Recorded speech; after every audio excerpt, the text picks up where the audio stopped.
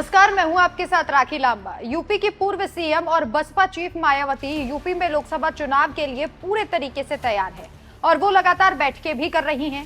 इस वक्त यूपी के 80 लोकसभा सीटों के लिए मायावती ने पूरा दमखम लगा दिया है। मायावती एक के बाद एक फैसले ले रही हैं। इसी बीच मायावती ने एक ऐलान कर पार्टी के और भी ज्यादा सशक्त होने के प्रमाण दे दिए। बीती 23 अगस्त को हुई बैठक के दौरान मायावती ने ऐलान किया कि बसपा यूपी में लोकसभा चुनाव बिना किसी गठबंधन के सहारे लड़ेगी। अब यूपी की राजनीति में वर्चस्व रखने वाली बसपा के भविष्य के लिए मायावती बेहद चिंतित हैं और इसीलिए उन्होंने अकेले लड़ने का फैसला लिया है। आपको बता दें कि साल 2022 के विधानसभा चुनावों में बसपा ने अकेले चुनाव लड़ा था। उस वक्त बसपा को 403 विधानसभा सीटों में से महज एक सीट मिली।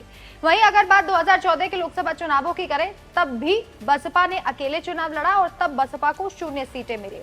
हालांकि 2019 में सपा के साथ गठबंधन बीएसपी ने किया और उसका फायदा पार्टी को मिला। पार्टी ने 10 सीटें हासिल की। इंडिया गठबंधन को लेकर कयास लगाए जा रहे थे कि मायावती इंडिया गठबंधन का हिस्सा बन सकती है, लेकिन इस पर भी मायावती ने स्पष्ट कर दिया कि वो गठबंधन में नहीं शामिल होंगी।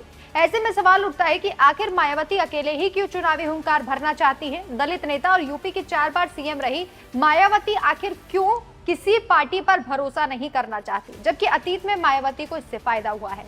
इन सवालों को लेकर दैनिक भास्कर की एक रिपोर्ट में खुलासा हुआ है। दरअसल मायावती के समधी और कई राज्यों के बसपा प्रभारी अशोक सिद्धार्थ और बिजनौर के सांसद मलूक नागर ने जवाब दिया है।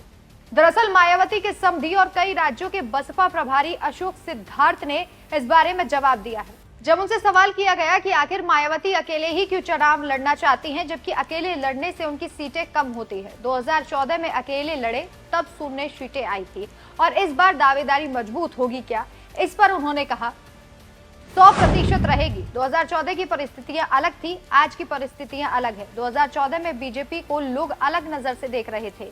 उस समय कांग्रेस की सत्ता थी, हर तरफ भ्रष्टाचार कुशासन था, इसलिए 2014 की परिस्थितियां अलग थी।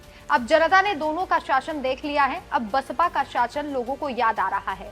इसके अलावा उन्होंने विपक्षी गठबंधन में शामिल होने की बात पर भी तस्वीर साफ कर दी है। उन्होंने कहा, हमारी नेता बहन मायावती ने साफ कहा है कि दोनों ही पार्टी हमारी हितैषी नहीं है। हमारे लिए दोनों लोग वैसे ही हैं, लेकिन हमारा उनको वोट ट्रांसफर हो जाता है, लेकिन उनके वोट हमको ट्रांसफर नहीं होते, इसलिए हमने गठबंधन नहीं किया। कहा जा रहा है कि इस बार मायावती हारने के मूड में नहीं है, इसलिए वो लगातार बैठकें कर रही हैं। लेकिन क्या आपको लगता है कि इस बार यूपी में मायावती का सिक्का चलेगा या फिर नहीं? हमें कमेंट करके जरूर बताएं। नमस्कार।